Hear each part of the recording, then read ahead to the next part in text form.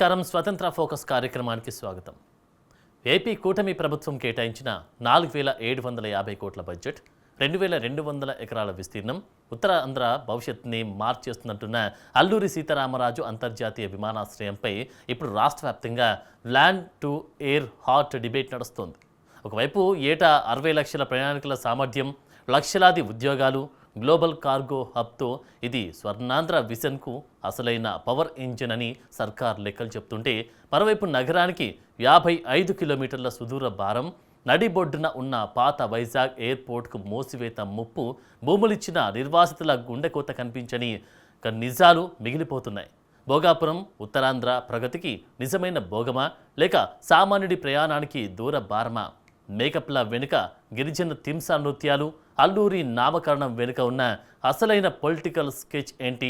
Development dreams versus ground రియాలిటీల నడుమ భోగాపురం వికాసమా, రాజకీయ విలాసమా? ఇవాల్టి స్వతంత్ర ఫోకస్. ఆంధ్రప్రదేశ్ విభజన అనంతరం రాష్ట్రంలో నిర్మించిన అతిపెద్ద మౌలిక వస్తుల ప్రాజెక్టుగా ఉత్తరాంధ్ర రూపురేఖలను మార్చే మణిహారంగా అల్లూరి సీతారామరాజు అంతర్జాతీయ విమానాశ్రయాన్ని కూటమి ప్రభుత్వం అభివర్ణిస్తోంది. ప్రధాని మోదీ, ముఖ్యమంత్రి చంద్రబాబు నాయుడు ఎంతో ప్రతిష్టాత్మకంగా దీన్ని జాతికి అంకితం చేశారు. అయితే ఆర్భాటాల వెనుక అపరిష్కృత ప్రశ్నలు ఎన్నో దాగున్నాయి. విశాఖపట్నం నగరానికి కేవలం 55 కిలోమీటర్ల దూరంలో ఉన్న భోగాపురంలో ఈ స్థాయిలో మరో ఎయిర్పోర్ట్ అవసరమా? 6300 కోట్ల 6 లేన్ బీచ్ కారిడార్ పనులు ఇంకా కొలిక్కి రాకముందే ఎయిర్పోర్ట్ను ప్రారంభించడం వల్ల సామాన్య ప్రయాణికుడిపై సమయం, ఛార్జీల భారం పడడం నిజం కాదా? 150 కిలోమీటర్ల పరిధి నిబంధన పేరుతో పాత విశాఖ ఎయిర్పోర్ట్ను మూసివేస్తే నగర పరిస్థితి, ప్రజల పరిస్థితి ఏంటి? ఈ ప్రాజెక్టు వెనుక నిజమైన పారిశ్రామిక అభివృద్ధి ఉందా, లేక బడా నేతలు, రియల్ ఎస్టేట్ వ్యాపారుల కోట్లాది రూపాయల భూదందా దాగి ఉందా? వికసిత భారత్ నామకరణంలో గిరిజన సంస్కృతిని దక్కిన ప్రాధాన్యం ఎంత? ఓటు బ్యాంకు రాజకీయాలు ఎంతవరకు ఉన్నాయి?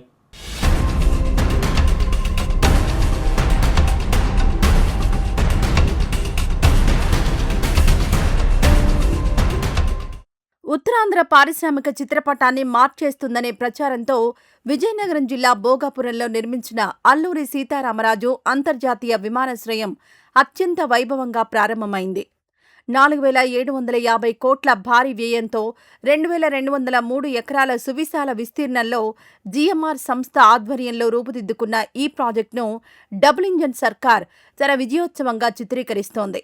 అయితే ప్రారంభోత్సవ సంబరాలు ఒకవైపు ముమ్మరంగా సాగినప్పటికీ ఈ విమానాశ్రయం సాధక బాధకాలపై క్షేత్రస్థాయిలో భిన్నాభిప్రాయాలు వ్యక్తమవుతున్నాయి. మౌలిక వస్తుల విస్తరణ అవసరమే అయినప్పటికీ ప్రాజెక్టు రూపకల్పనలోని ప్రాధాన్యతలు, రవాణా చిక్కులు, లబ్ధిదారుల ఎంపికపై తీవ్రస్థాయిలో రాజకీయ, సామాజిక విమర్శలు వెల్లువెత్తుతున్నాయి.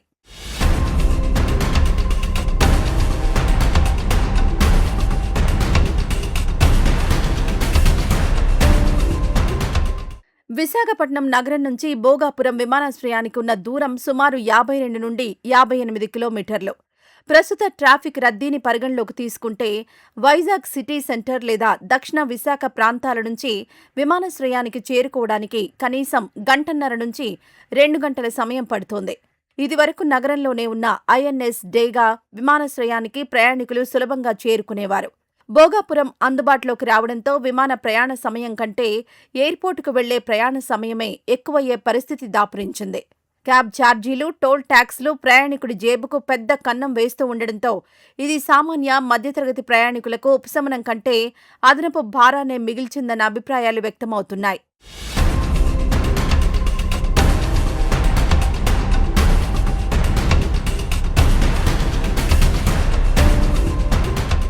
నగరం నుంచి భోగాపురం చేరుకోవడానికి 6300 కోట్లతో ప్రతిపాదించిన 6 lane national highway beach corridor road విస్తరణ పనులు ఇంకా పూర్తి స్థాయిలో అందుబాటులోకి రాలేదు. విమానాశ్రయ నిర్మాణ వేగంతో పోలిస్తే దానికి అనుసంధానించే ఈ కీలక రహదారి పనులు నెమ్మదిగా సాగడం క్షేత్రస్థాయి సమన్వయ లోపానికి అద్దం పడుతోంది. ఎక్స్ప్రెస్ వే సిద్ధం కాకుండానే ఎయిర్పోర్ట్ను ప్రారంభించడం వల్ల పాత NH-16 రహదారిపై తీవ్ర ఒత్తిడి పెరిగి ప్రయాణికులకు 1.5 గంటల ప్రయాణం కాస్త నరకంగా మారే ప్రమాదం ఉందని ప్రాక్టికల్ విమర్శలు వెల్లువెత్తుతున్నాయి.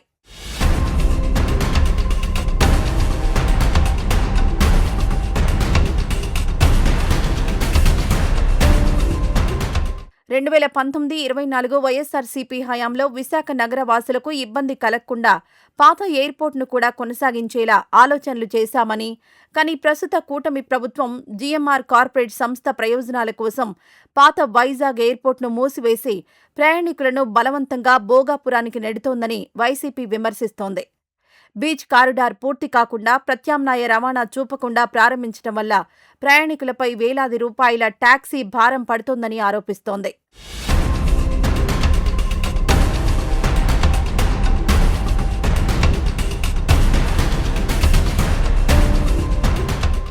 జీఎంఆర్ సంస్థతో చేసుకున్న రాయితీ ఒప్పందం ప్రకారం 150 కిలోమీటర్ల పరిధిలో మరో పోటీ వాణిజ్య విమానాశ్రయం పనిచేయడానికి వీల్లేదనే ఎక్స్క్లూజివిటీ నిబంధన ప్రధాన ప్రతిబంధకంగా మారింది. ఈ క్లాస్ ప్రకారం భోగాపురం ప్రారంభమైన తర్వాత వైజాగ్ నగరంలోని ప్రస్తుత ఎయిర్పోర్ట్ నుంచి సాధారణ వాణిజ్య ప్రయాణికుల విమానాల రాకపోకలన్నీ భోగాపురానికే మళ్లించబడతాయి. దీనివల్ల పాత విశాఖపట్నం ఎయిర్పోర్ట్ భౌతికంగా పూర్తిగా మూతపడకపోయినప్పటికీ అది కేవలం భారత నావికాదళం రక్షణ అవసరాలు, మిలిటరీ, వీఐపీ కదలికలకే పరిమితం కానుంది. ఫలితంగా నగరవాసులకు ఎంతో అందుబాటులో ఉన్న సివిల్ విమానయాన సదుపాయం దూరమై ప్రయాణికులు బలవంతంగా 55 కిలోమీటర్ల దూరంలోని భోగాపురానికి నెట్టబడుతున్నారనే విమర్శలు బలంగా వినిపిస్తున్నాయి.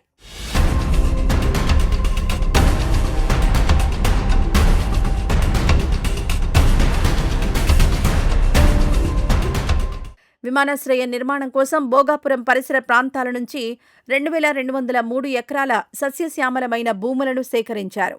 ప్రాజెక్టు ప్రకటన వచ్చిన నాటి నుంచి భూసేకరణ పూర్తయ్యే వరకు స్థానిక రైతులు, కౌలుదారులు, గిరిజనులు అనేక పోరాటాలు చేశారు. భూములు కోల్పోయిన పేద రైతులకు లభించిన నష్టపరిహారంతో పోలిస్తే ఆ భూములపై నిర్మించే విమానాశ్రయం ద్వారా వ్యాపార ప్రయోజనాలు పొందే బడా కార్పొరేట్ సంస్థల లబ్ధి అపారమైనది. భూములు త్యాగం చేసిన స్థానిక కుటుంబాలకు ప్రాజెక్టులో శాశ్వత జీవనోపాధి గాని, వ్యాపార భాగస్వామ్యాలు గాని లభించలేదనే వేదన క్షేత్రస్థాయిలో నేటికీ రగులుతూనే ఉంది.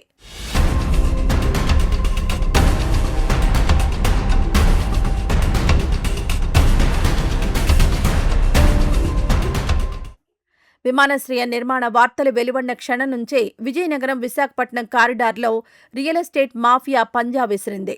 రాజకీయ ప్రాభవం, ముందస్తు సమాచారం ఉన్న బడా నాయకులు, వ్యాపారులు భోగాపురం, పూసపాటిడేగా, డెక్కాడ పరిసర ప్రాంతాల్లో ఎకరాల కొద్దీ భూములను తక్కువ ధరలకు దక్కించుకున్నారు.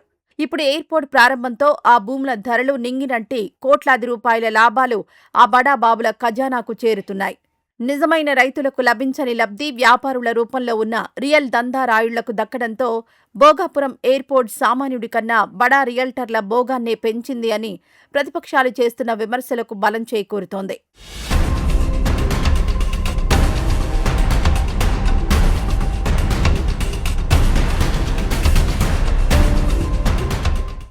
ఆంధ్రప్రదేశ్ రాష్ట్ర విభజన తర్వాత పార్లమెంట్ ఆమోదించిన ఏకైక రాజధానిగా అమరావతిని డిక్లేర్ చేసిన కూటమి ప్రభుత్వం రాజధాని ప్రాంతంలో గ్రీన్ఫీల్డ్ అంతర్జాతీయ విమానాశ్రయ నిర్మాణంపై ఉన్న దృష్టి కంటే భోగాపురంపైనే ఎక్కువ శ్రద్ధ చూపడం గమనార్హం. అమరావతికి అత్యంత సమీపంలో ఉన్న గన్నవరం విమానాశ్రయం విస్తరణ పనులు నెమ్మదిగా సాగుతుండగా ఉత్తరాంధ్రలో భోగాపురానికి 4,750 కోట్లు వెచ్చించడం వెనుక ఉన్న ఆర్థిక, వ్యూహాత్మక ఆలోచనలపై సందేహాలొస్తున్నాయి. ఇది ప్రాంతీయ సమతుల్యత కోసమా, లేక ముందే ఖరారైన కార్పొరేట్ ఒప్పందాల ఒత్తిడి వల్ల అనే ప్రశ్న తలెత్తుతోంది.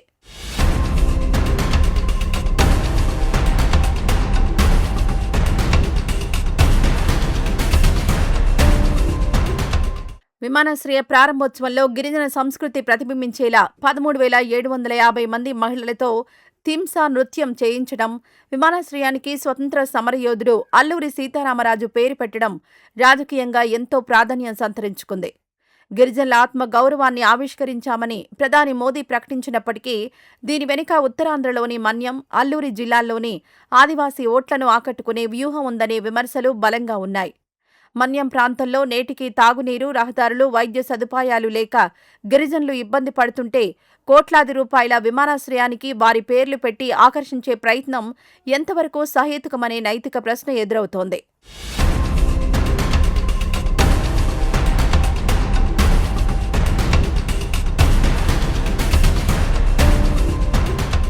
మొత్తంగా చూస్తే భోగాపురం అంతర్జాతీయ విమానాశ్రయం ఉత్తరాంధ్ర మౌలిక వస్తుల రంగానికి ఒక మైలురాయి అనడంలో సందేహం లేదు. అయితే 6 లేన్ బీచ్ కారిడార్ను యుద్ధ ప్రాతిపదికన పూర్తి చేయకపోవడం, పాత వైజాగ్ ఎయిర్పోర్ట్ను మూసివేసే దిశగా అడుగులు వేయడం ప్రయాణికులకు శాపంగా మారే అవకాశం ఉంది.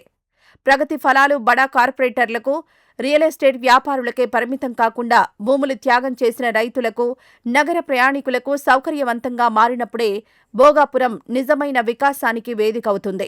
ఎర్రబస్సు రాని చోటుకి ఎయిర్ బస్సు వచ్చిందంటూ కూటమి నాయకులు అత్యంత ఉత్సాహంగా పండగ చేసుకుంటున్నారు.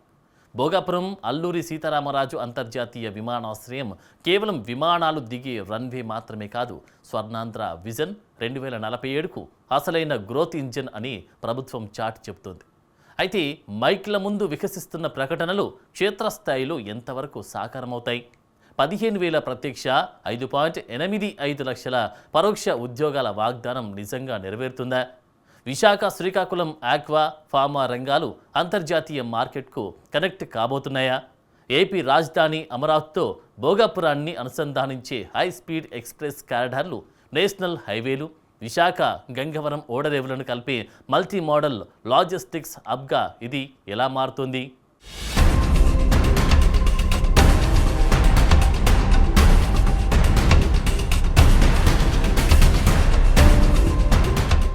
ఉత్తరాంధ్ర పారిశ్రామిక చిత్రపటాన్ని మార్చేస్తుందనే ప్రధాన నినాదంతో 4,750 కోట్ల వ్యయంతో భోగాపురం గ్రీన్ఫీల్డ్ అంతర్జాతీయ విమానాశ్రయం నిర్మితమైంది. ప్రధాని మోదీ, సీఎం చంద్రబాబు నాయుడు ప్రారంభించిన ఈ ప్రాజెక్టును కూటమి ప్రభుత్వం స్వర్ణాంధ్ర విజన్ 2047 సాధనకు తొలి మెట్టుగా అభివర్ణిస్తోంది. 2,203 ఎకరాల విస్తీర్ణంలో రూపుదిద్దుకున్న ఈ ఎయిర్పోర్ట్ కేవలం ప్రయాణికుల రాకపోకలకే పరిమితం కాకుండా ఉత్తరాంధ్రలోని విజయనగరం, శ్రీకాకుళం, విశాఖపట్నం జిల్లాల పారిశ్రామిక స్వరూపాన్నే మార్చేస్తుందని ప్రభుత్వం చెబుతోంది. అయితే సంబరాల వెనుక ఉన్న అసలు పారిశ్రామిక సమర్థత, ఉద్యోగ కల్పన సాధ్యాసాధ్యాలపై క్షేత్రస్థాయి పరిశీలన అవసరమవుతోంది.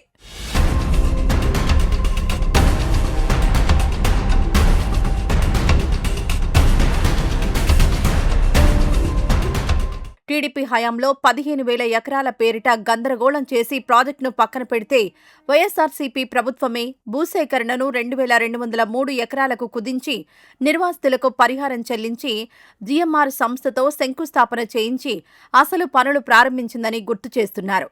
80% పైగా పనులు తమ హయాంలోనే పూర్తయ్యాయని, కేవలం చివరి నిమిషంలో రిబ్బన్ కట్ చేసి 15,000 ఉద్యోగాలు, 6 లక్షల ఉపాధి అంటూ కూటమి ప్రభుత్వం తప్పుడు ప్రచారాలతో క్రెడిట్ కొట్టేస్తోందని వైసీపీ తీవ్రంగా విమర్శిస్తోంది.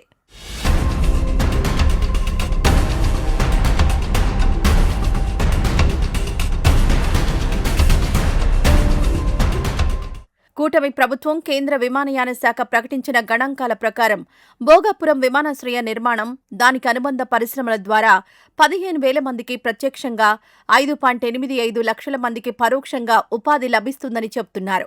గ్రౌండ్ హ్యాండ్లింగ్, ఏవియేషన్ టెక్నీషియన్లు, హోటళ్లు, రవాణా రంగాల్లో ఈ అవకాశాలొస్తాయని చెప్తున్నప్పటికీ స్థానిక గిరిజన, గ్రామీణ యువతకు ఇవి ఎంతవరకు దక్కుతాయనేది ప్రధాన ప్రశ్న. నైపుణ్యాభివృద్ధి కేంద్రాలను ముందే ఏర్పాటు చేసి స్థానిక యువతకు శిక్షణ ఇవ్వకపోతే ఈ ఉన్నత స్థాయి ఉద్యోగాలు వెలుపలి ప్రాంతాల వ్యక్తులకే దక్కుతాయని, స్థానికులు కేవలం సెక్యూరిటీ, డ్రైవింగ్, హెల్పర్ ఉద్యోగాలకే పరిమితమయ్యే ప్రమాదం ఉందనే హెచ్చరికలు వ్యక్తమవుతున్నాయి.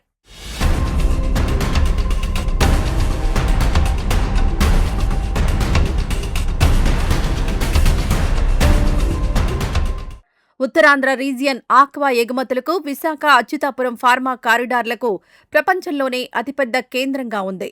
భోగాపురంలో ఏటా 25,000 టన్నుల ప్రాథమిక సామర్థ్యంతో ఏర్పాటు చేసిన భారీ కార్గో టెర్మినల్, లాజిస్టిక్స్ జోన్ వల్ల సముద్ర ఉత్పత్తులు, పండ్లతో పాటు ఫార్మా రసాయనాలు నేరుగా అమెరికా, యూరప్, ఆసియా దేశాలకు వేగంగా ఎగుమతయ్యే అవకాశం ఏర్పడింది. ఇదివరకు గంటల తరబడి చెన్నై లేదా హైదరాబాద్ ఎయిర్పోర్ట్లకు రోడ్డు మార్గాన సరుకులను తరలించాల్సి వచ్చేది. ఇప్పుడు భోగాపురం కార్గో అందుబాటులోకి రావడం వల్ల రవాణా వ్యయం తగ్గడమే కాకుండా ఎగుమతుల వేగం గణనీయంగా పెరుగుతుందని వ్యాపార వర్గాలు భావిస్తున్నాయి.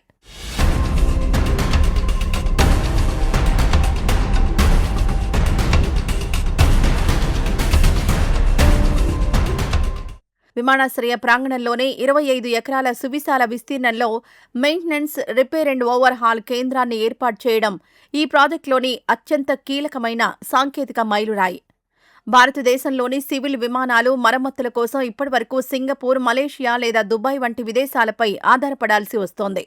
భోగాపురంలో ఎంఆర్ఓ అందుబాటులోకి రావడంతో విమానయాన సంస్థలకు వందల కోట్ల విదేశీ మారక ద్రవ్యం ఆదా అవ్వడమే కాకుండా ఏరోనాటికల్ ఇంజనీరింగ్, మెకానికల్ డిప్లొమా పూర్తి చేసిన వందలాది మంది స్థానిక సాంకేతిక నిపుణులకు ఏవియేషన్ రంగంలో అత్యున్నత స్థాయి ఉద్యోగాలు లభించే అవకాశం ఉంది.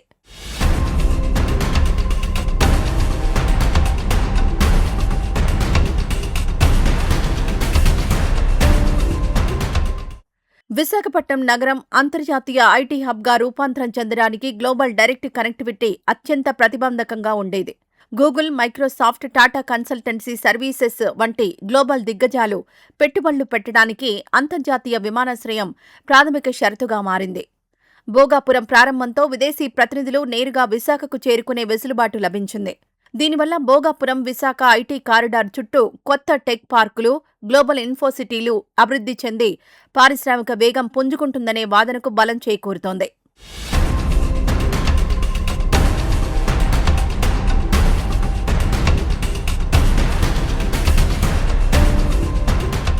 భోగాపురం విమానాశ్రయానికి ఉన్న అతిపెద్ద ప్లస్ పాయింట్ దాని భౌగోళిక వ్యూహాత్మక స్థానం.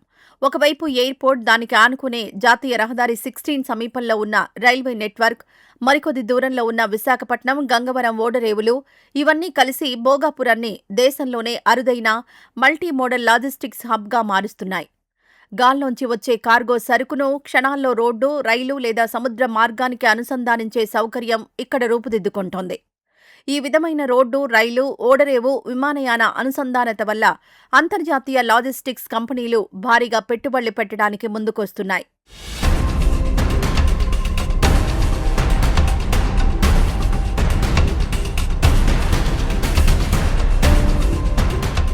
రాష్ట్రానికి ఒకవైపు పరిపాలనా రాజధానిగా అమరావతి, మరోవైపు ఆర్థిక, పారిశ్రామిక రాజధానిగా విశాఖపట్నం, భోగాపురం నిలుస్తున్నాయి.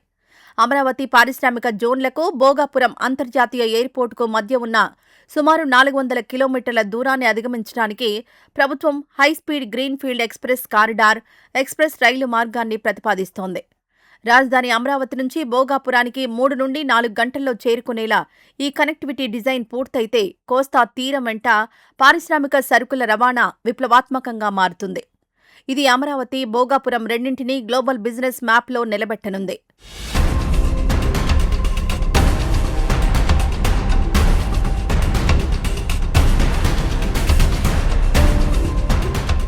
సీఎం చంద్రబాబు నాయుడు ఆవిష్కరించిన స్వర్ణాంధ్ర విజన్ 2047 లక్ష్యాల సాధనలో భోగాపురం గ్రోత్ ఇంజన్గా మారనుంది.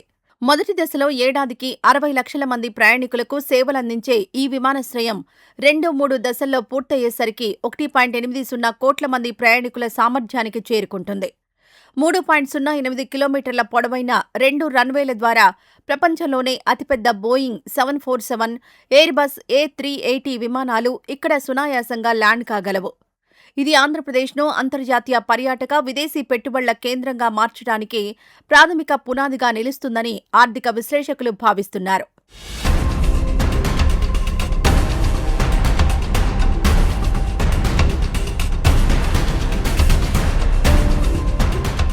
మొత్తంగా చూస్తే భోగాపురం అంతర్జాతీయ విమానాశ్రయం కాగితాలపై, డిజైన్లలో చూపించిన పారిశ్రామిక ప్రణాళికలు, మల్టీ మోడల్ లాజిస్టిక్స్ సౌకర్యాలు అద్భుతంగా ఉన్నాయి. అమరావతితో హైస్పీడ్ అనుసంధానత, 6 లక్షల ఉపాధి అవకాశాలు, పారిశ్రామిక విస్తరణ సాకారమవ్వాలంటే ప్రభుత్వం కేవలం ప్రారంభోత్సవంతో ఆగిపోకుండా పారిశ్రామిక పార్కులను వేగంగా నిర్మించాలి. స్థానిక యువతకు ఉపాధి హామీ కల్పిస్తూ ఎగుమతిదారులకు రాయితీలు అందించి రవాణా కనెక్టివిటీని త్వరితగతిన పూర్తి చేసినప్పుడే స్వర్ణాంధ్ర విజన్ 2047 కాగితాల పరిధి దాటి క్షేత్రస్థాయిలో నిజమైన స్వర్ణాంధ్రగా సాకారమవుతుంది. ఒకే వేదికపై 13,750 మంది గిరిజన మహిళలతో గిన్నిస్ రికార్డు స్థాయి తింసా నృత్యం. భోగాపురం టెర్మినల్ నిండా బొబ్బిలి వీణ, తోలుబొమ్మలాటలు, ఏటికొప్పాక కళాకారులు ఇవి నిజంగానే తెలుగు సాంస్కృతిక వైభవానికి అద్దం పడుతున్నాయా? లేక ఎన్నికల లబ్ధి కోసం, ఓటు బ్యాంకు రాజకీయాల కోసం ఆదివాసీలను కంటి తొడుపుగా వాడుకుంటున్నారా? విమానాశ్రయానికి మన్యం వీరుడు అల్లూరి సీతారామరాజు పేరు పెట్టడం వెనుక ఉన్న డబుల్ ఇంజన్ సర్కారు రాజకీయ వ్యూహమేంటి? భూములు బొల్లింకలపాలెం నిర్వాసితుల కన్నీళ్లకు దక్కిన ఫలితమేంటి? 2014 భూసేకరణ నుంచి నేటి ప్రారంభోత్సవం వరకు శతాబ్ది కాలం రెండు ప్రభుత్వాల మధ్య నడిచిన సుదీర్ఘ పొలిటికల్ క్రెడిట్ వార్ అసలు కథేంటి? భోగాపురం విమానాశ్రయం చుట్టూ అల్లుకున్న సాంస్కృతిక రాజకీయ పాఠాలపై ఓలుకిద్దాం.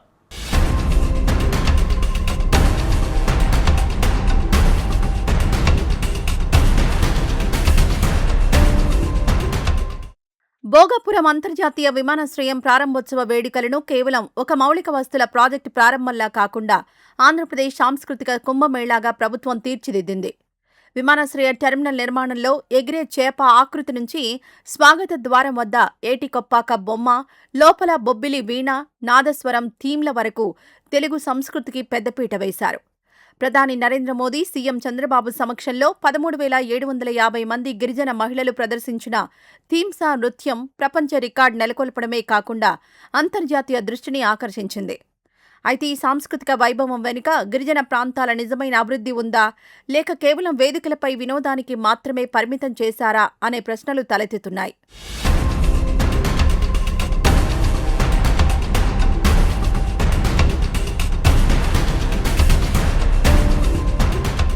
విమానాశ్రయానికి స్వతంత్ర సమరయోధుడు అల్లూరి సీతారామరాజు అంతర్జాతీయ విమానాశ్రయంగా నామకరణం చేయడం వెనుక బలమైన రాజకీయ సమీకరణాలు దాగి ఉన్నాయి. ఒకే కుటుంబం లేదా ఒకే పార్టీ నేతల పేర్లను ప్రాజెక్టులకు పెట్టే సంస్కృతికి స్వస్తి పలికి మన్యం వీరుడి పేరు పెట్టడం ద్వారా తెలుగు ప్రజల ఆత్మ గౌరవాన్ని, గిరిజన వారసత్వాన్ని గౌరవించామని డబుల్ ఇంజన్ ప్రభుత్వం చాటి చెప్పే ప్రయత్నం చేసింది. ఉత్తరాంధ్ర ఏజెన్సీ పరిధిలోని విశాఖ, అరకు, శ్రీకాకుళం గిరిజన ఓటు బ్యాంకును ఆకట్టుకోవడానికి, జాతీయవాద భావజాలాన్ని బలంగా వినిపించడానికి అల్లూరి పేరు ఒక ప్రధానమైన వ్యూహాత్మక అస్త్రంగా ఉపయోగపడింది.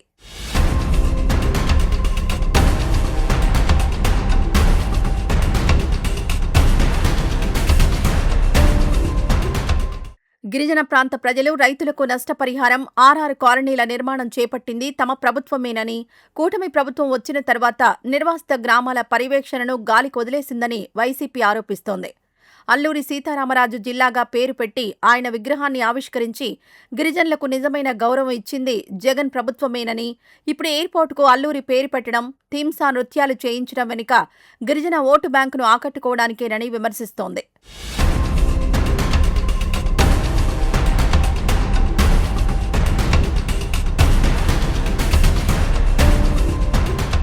భోగాపురం ఎయిర్పోర్ట్ అనేది ఒక్క రోజులో లేదా ఒక్క ప్రభుత్వ హయాంలో రూపుదిద్దుకున్నది కాదు. 2014-19 టీడీపీ హయాంలో సుమారు 15,000 ఎకరాల భారీ భూసేకరణ ప్రతిపాదనతో ఈ ప్రాజెక్టుకు బీజం పడగా, 2019-24 వైఎస్ఆర్సీపీ ప్రభుత్వం భూసేకరణను 2,203 ఎకరాలకు కుదించి జీఎంఆర్ సంస్థతో బిడ్డింగ్ ప్రక్రియను పూర్తి చేసి పనులు ప్రారంభించింది. అంతిమంగా ప్రస్తుత కూటమి ప్రభుత్వం నిర్మాణాత్మక పనులను పూర్తి చేసి ప్రధాని చేతుల మీదుగా ప్రారంభించింది. అయితే మేము భూములు సేకరించాం కాబట్టే ఎయిర్పోర్ట్ వచ్చింది అని టీడీపీ, జనసేన అంటుంటే, 3 ఏళ్ల పాటు శ్రమించి శంకుస్థాపన చేసి గ్రౌండ్ వర్క్ పూర్తి చేసిందే మేమే అని వైఎస్ఆర్సీపీ క్రెడిట్ క్లెయిమ్ చేస్తోంది. ఈ క్రెడిట్ వారు ఉత్తరాంధ్ర రాజకీయాల్లో వేడి పుట్టిస్తోంది.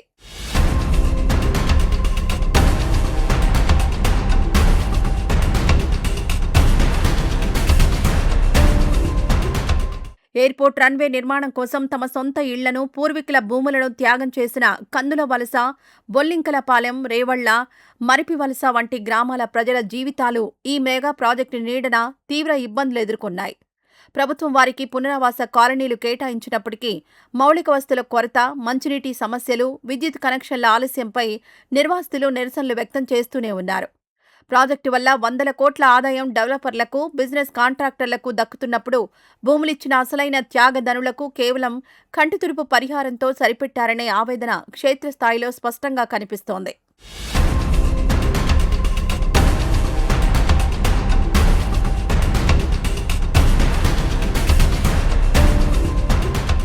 $15,000 ప్రత్యక్ష, 5.85 లక్షల పరోక్ష ఉద్యోగాలొస్తాయని ప్రభుత్వం ప్రాజెక్టు వివరాల్లో ప్రకటించినప్పటికీ అందులో భూములు కోల్పోయిన స్థానిక నిర్వాసిత కుటుంబాలకు దక్కే వాటా ఎంత అనేది అతిపెద్ద ప్రశ్నార్థకం.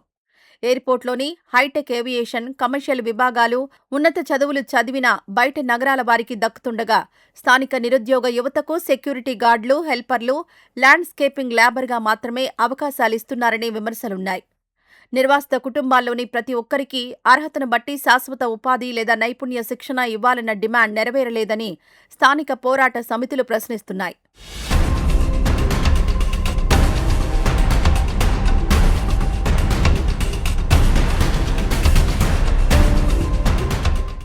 థీమ్సా నృత్యంతో గిరిజన సంస్కృతిని గిన్నిస్ రికార్డుల వేదికపై నిలిపినప్పటికీ అరకు, పాడేరు, విశాఖ ఏజెన్సీ ప్రాంతాల్లోని గిరిజన గూడాలలో నేటికీ సరైన రహదారులు, ప్రాథమిక వైద్య సదుపాయాలు లేకపోవడం గమనార్హం.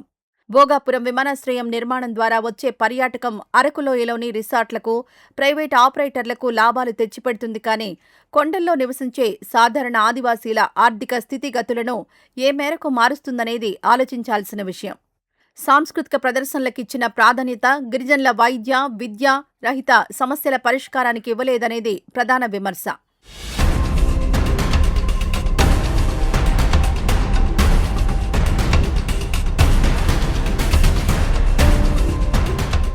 జిఎంఆర్ సంస్థ ఒప్పందంలోని 150 కిలోమీటర్ల ఎక్స్క్లూజివిటీ క్లాజ్ వల్ల నగరం మధ్యలో ఉండే విశాఖపట్నం ఐఎన్ఎస్ డేగా ఎయిర్పోర్ట్ నుంచి సివిల్ విమానాల రాకపోకలు నిలిచిపోనున్నాయి. ఇది ఉత్తరాంధ్ర పౌరులకు, వ్యాపారవేత్తలకు పెద్ద ప్రతిబంధకంగా మారింది. ఎయిర్పోర్ట్ అందుబాటులో ఉన్నప్పటికీ 55 కిలోమీటర్ల దూరంలో ఉన్న భోగాపురానికి ప్రయాణించడానికి టాక్సీల రూపంలో 2000 వరకు అదనపు భారం పడుతోంది.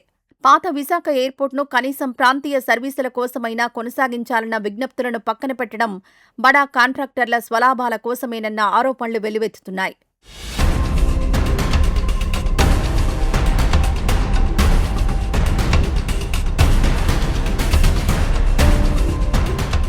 భోగాపురం విమానాశ్రయ నిర్మాణం చుట్టూ ఉన్న రియల్ ఎస్టేట్ రంగాన్ని పరిశీలిస్తే భోగాపురం, తగరపు వలస, డెంకాడ మండలాల్లో భూముల ధరలు ఆకాశాన్నంటాయి.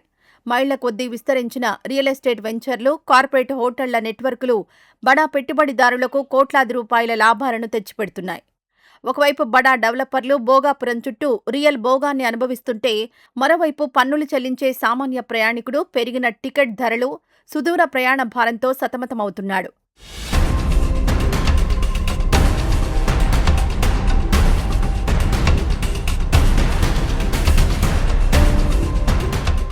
మొత్తంగా చూస్తే భోగాపురం అంతర్జాతీయ విమానాశ్రయం అనేది సాంస్కృతిక కళారూపాల ఆవిష్కరణకు, అల్లూరి నామకరణం ద్వారా సాధించిన రాజకీయ మైలేజ్కు మాత్రమే పరిమితం కాకూడదు.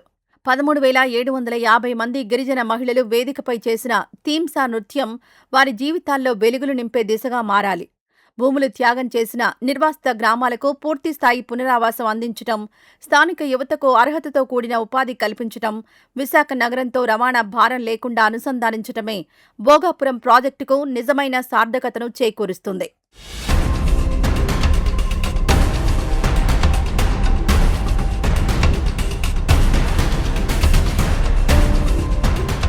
చూశారుగా భోగాపురం అంతర్జాతీయ విమానాశ్రయం చుట్టూ ఉన్న అపరిష్కృతాలపై సమగ్ర విశ్లేషణ. ఏ మౌలిక వస్తుల ప్రాజెక్టుకైనా రెండు ముఖాలుంటాయి. ఒకవైపు భోగాపురం ఎయిర్పోర్ట్ అనేది ఉత్తరాంధ్రను గ్లోబల్ ఇన్వెస్ట్మెంట్ మ్యాప్లో నిలబెట్టే పవర్ ఇంజన్ అనడంలో ఎలాంటి సందేహం లేదు. ఐటీ దిగ్గజాలు రావాలన్నా, ఫార్మా, ఆక్వా ఉత్పత్తులు ప్రపంచ దేశాలకు ఎగుమతి కావాలన్నా, విశాఖ, అమరావతి మధ్య హై స్పీడ్ కనెక్టివిటీ సాధించాలన్నా భోగాపురం ఒక బలమైన పునాది. కానీ అదే సమయంలో నగరానికి 55 కిలోమీటర్ల దూరంలో ఉన్న ఎయిర్పోర్ట్కు వెళ్లే ప్రయాణికుడికి రవాణా భారం కాకుండా బీచ్ కారిడార్, ఎక్స్ప్రెస్ వేలను వేగంగా పూర్తి చేయాల్సిన బాధ్యత ప్రభుత్వంపై ఉంది. అలాగే జిఎంఆర్ ఒప్పంద నిబంధనలు సమీక్షించి పాత విశాఖ ఎయిర్పోర్ట్ నుంచి ప్రాంతీయ సర్వీసులైనా నడిపించేలా చొరవ చూపాలి. అన్నింటికంటే ముఖ్యంగా థీమ్సా నృత్యాలతో గిన్నిస్ రికార్డులు నెలకొల్పి ప్రశంసలు పొందడం మాత్రమే కాదు, భూములిచ్చి నిరాశ్రయులైన నిర్వాసిత గ్రామాలకు పూర్తిస్థాయి పునరావాసం అందించి స్థానిక గిరిజన యువతకు అర్హతగల ఉద్యోగాలు ఇచ్చినప్పుడే మన్యం వీరుడు అల్లూరి సీతారామరాజు పేరుకు, ఈ భారీ ప్రాజెక్టుకు నిజమైన సార్థకత లభిస్తుంది. ఇది ఇవాల్టి స్వతంత్ర ఫోకస్. రేపు మరో అంశంతో మళ్ళీ కలుద్దాం. నిరంతర వార్తా స్రవంతి కోసం చూస్తూనే ఉండండి మీ స్వతంత్ర ఛానల్. నమస్కారం.